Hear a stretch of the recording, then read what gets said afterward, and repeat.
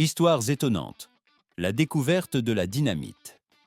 Saviez-vous que l'inventeur de l'un des explosifs les plus puissants du monde était un homme hanté par la mort, qualifié de son vivant de marchand de la mort?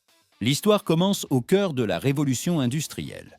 Le monde avait besoin d'un moyen de creuser des tunnels et de construire des chemins de fer plus efficacement. La nitroglycérine, un liquide découvert en 1847, était incroyablement puissante, mais si instable qu'elle pouvait exploser au moindre choc.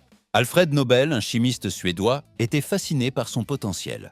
Mais en 1864, la tragédie frappe sa propre famille. Une explosion dans son usine de Stockholm tue plusieurs personnes, dont son jeune frère, Émile. Dévasté mais déterminé, Alfred se jure de dompter ce monstre explosif. Un jour, en 1867, il découvre qu'une terre poreuse, la kieselguhr, peut absorber la nitroglycérine, la transformant en une pâte stable. Il la moule en bâton et la baptise dynamite, du mot grec dynamis, qui signifie puissance. L'invention est une révolution, permettant de construire des tunnels et des gratte-ciel à une vitesse jamais vue. Mais la dynamite est rapidement détournée pour un usage militaire.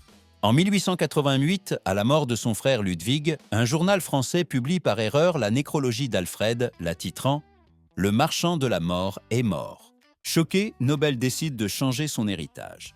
Il rédige un testament, léguant son immense fortune pour créer les prix qui portent son nom, récompensant ceux qui apportent les plus grands bienfaits à l'humanité.